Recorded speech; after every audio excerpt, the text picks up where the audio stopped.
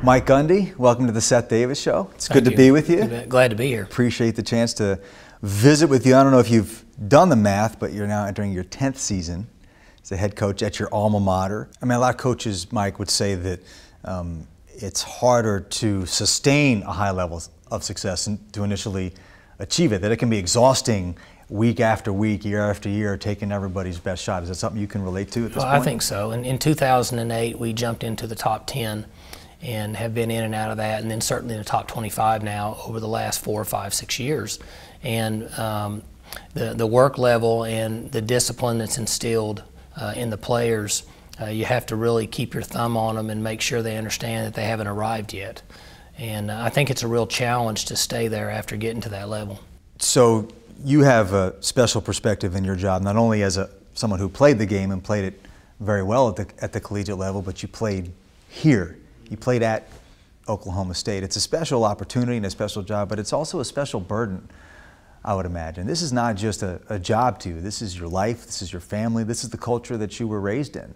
Well, there's no question. I was raised an hour from Stillwater and certainly understood Oklahoma State University and Oklahoma State football even as a young child growing up, and then fortunate enough to be able to get an opportunity to play there.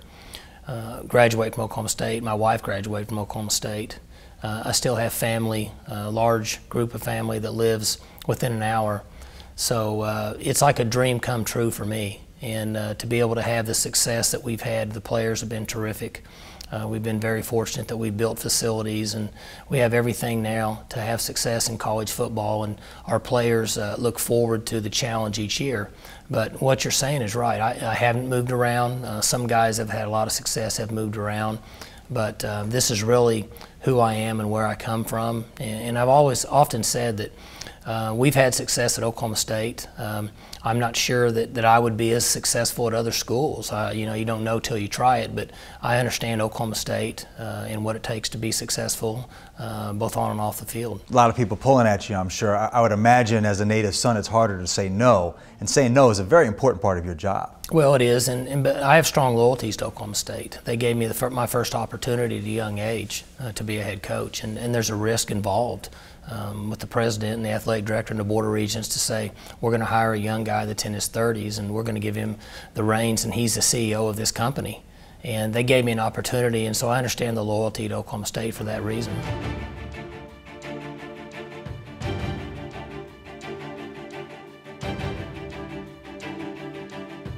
I imagine they love you not just because you played so well there, but that you chose to go there in the first place. You were a very highly recruited quarterback coming out of high school. Oklahoma wanted you bad. Yeah, I know. It's interesting. You said no. Very few players then at the state of Oklahoma would say no to Oklahoma, and Barry Switzer. But my opportunities were better at Oklahoma State. My style of play fit what I was looking for. I really enjoyed the community, the people, and I look back on it now as a great decision. Was your hometown Midwest City high school, was it an OU kind of town where people were a little ticked off at you that you went somewhere else? The majority of the community, because it's only 20 minutes from Norman, we're Oklahoma people, but Midwest City is a very, very strong football community. We had, I think it was 46 years straight, made the playoffs and won state championships, and so they understood the football aspect of it. And in the end, when it's over in recruiting, people get on your side. If you go there and do good and have success, everybody's happy.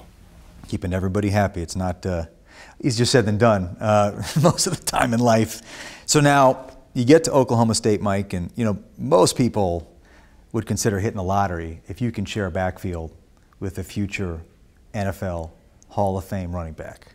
You had two, Thurman Thomas and Barry Sanders. What would you say is the one trait the two of them have the most in common, and what's the biggest difference between those two?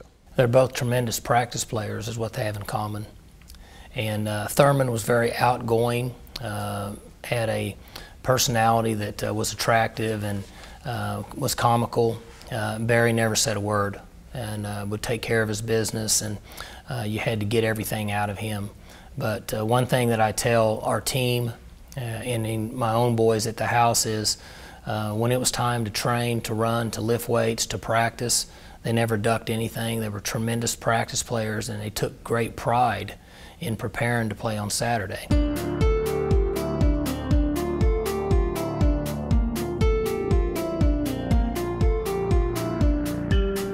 and that's the reason those guys are successful. And I don't know if anybody else has been a head coach at this level, has had an opportunity to play in the backfield with 2 NFL Hall of Famers.